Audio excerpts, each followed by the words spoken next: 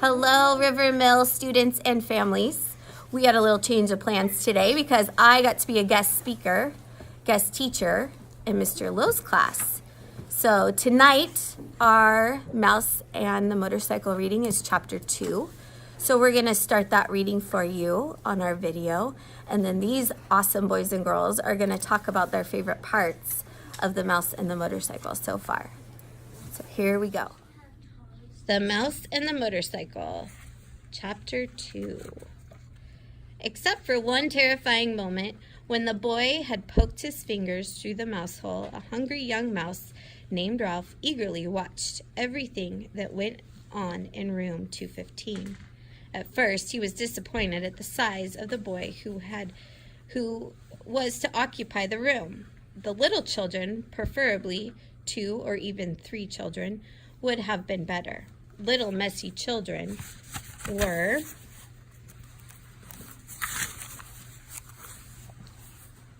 always considerate about leaving crumbs on the carpet. Oh well, at least these people did not have a dog. If there was one thing Ralph disliked, it was a Snoopy dog. Next, Ralph felt hopeful. Medium-sized boys could always be counted on to leave a sticky candy bar wrapper on the floor or a bag of peanuts on the bedside table, where Ralph could reach them by climbing up the telephone cord. With a boy this size, the food, though not amped to be plenty, was almost sure to be of good quality. The third emotion felt by Ralph was joy when the boy laid an apple core by the telephone. This was followed by despair when the mother dropped the core into the metal wastebasket. Ralph knew that anything at the bottom of a metal wastebasket was lost to a mouse forever.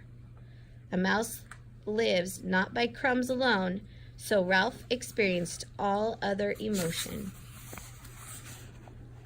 This time, food was not the cause of it. Ralph was eager, excited, curious, and impatient all at once. The emotion was so strong it made him forget his empty stomach.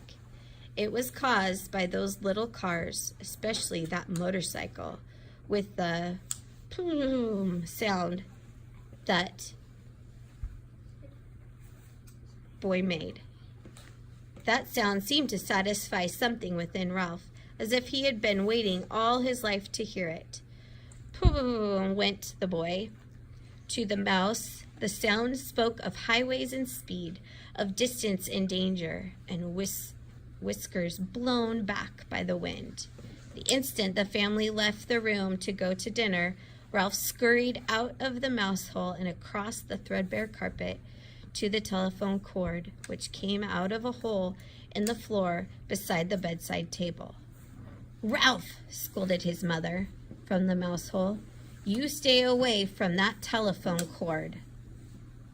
Okay, we're going to pause there. You need to finish reading the rest of that chapter, and in a moment you'll hear from Mr. Lowe's third graders about their favorite parts to our chapter. My favorite part of Mouse and the Motorcycle is when Ralph the Mouse goes to see what the motorcycle is about. My favorite part in chapter 1 is when the kid says bonk crash and crash with his car.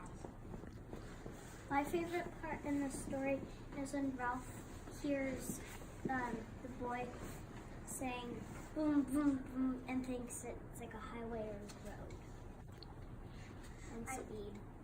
I thought it was cute when Keith made sound for his cars.